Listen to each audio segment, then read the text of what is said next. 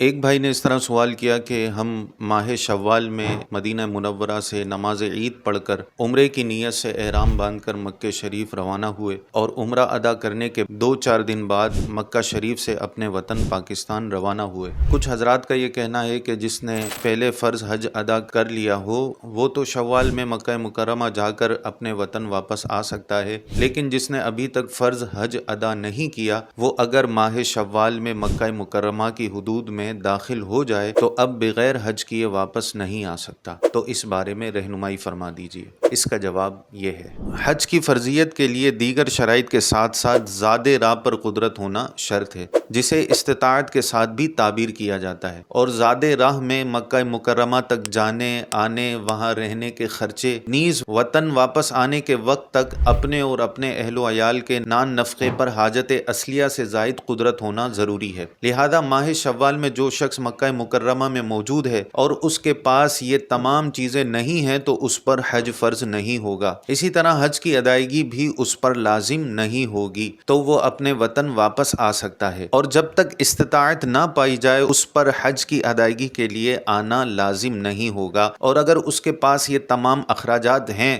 تو اس پر حج فرض ہو چکا۔ اب اگر ویزا نہ ہونے کی وجہ سے حکومت اسے نکال دے گی، اب وہ محصر کے حکم میں ہو جائے گا، تو اس سال وہ وطن واپس آ جائے، اس وجہ سے وہ گناہگار نہیں ہوگا اور آئندہ سال اس پر حج کی ادائیگی کرنا لازم ہوگی۔ جیسا کہ قرآن مجید میں اللہ رب العزت نے ارشاد فرمایا، وَلِلَّهِ عَلَى النَّاسِ حِجُّ الْبَيْتِ مَنِ اسْتَطَاعَ إِلَيْهِ سَبِيلًا، اور اللہ کے لیے لوگوں پر اس گھر کا حج کرنا جو اس تک چل سکے، اس کی استطاعت رکھ سکے۔ اس آیت کریمہ کے تحت مفسرین لکھتے ہیں کہ اس آیت میں حج کی فرضیت کا بیان ہے اور استطاعت کی شرط کا بھی بیان ہے۔ حدیث پاک میں حضور سید عالم صلی اللہ علیہ وآلہ وسلم نے اس کی تفسیر زاد راہ اور راحلہ سے فرمائی ہے۔ زاد راہ یعنی توشہ، کھانے پینے کا انتظام اس قدر ہونا چاہیے کہ جا کر واپس آنے تک کے لیے کافی ہو، اور یہ واپسی کے وقت تک اہل و عیال کے نفقے کے علاوہ ہونا چاہیے۔ باہر شریعت میں حج واجب ہونے کی شرائط بیان کرتے ہوئے ایک شرط یہ بیان کی گئی، سفر میں جو خرچہ ہے اس کا مالک ہو اور سواری پر قادر ہو۔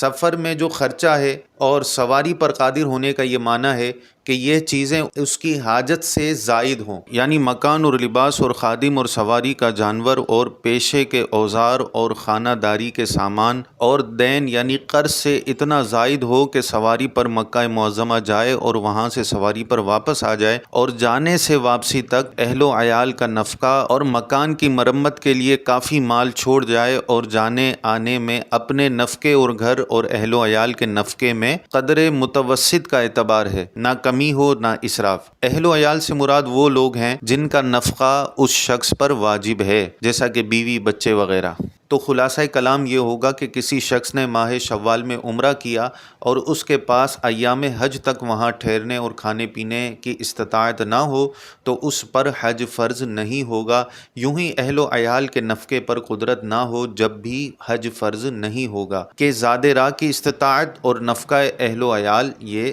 شرط ہے۔ جو شخص کھانے پینے کی استطاعت نہ رکھتا ہو، اگرچہ اس کے پاس حج تک کا ویزا ہو، اس پر حج فرض نہیں ہوگا۔ جو غنی ہے یعنی مالدار ہے، مکہ مکرمہ میں ہے اور ایام حج تک وہاں ٹھہرنے کا ویزا اس کے پاس موجود نہیں ہے اور شوال کا چاند ہو چکا ہے، تو شرائط وجوب ادا پائے جانے کی وجہ سے اس پر حج کی ادائیگی واجب ہوگی، چونکہ اس کے پاس مال بھی ہے، اہل و عیال کا نفقہ بھی ہے، زاد راہ بھی ہے، لیکن ویزا اس کے پاس موجود نہیں ہے، تو وہ محصر کے حکم میں ہوگا، جس کو سلطان کی طرف سے منع کیا گیا ہو، یعنی اس کے پاس ویزا موجود نہیں ہے تو وہ اسی سال حج نہ کر سکا تو گناہ گار نہیں ہوگا، البتہ آئندہ سال اس پر حج کی ادائیگی کرنا یہ لازم ہوگا۔ اس ویڈیو کو لائک، شیئر اور ہماری آئی ڈی کو فالو ضرور کیجیے گا۔ السلام علیکم ورحمۃ اللہ وبرکاتہ۔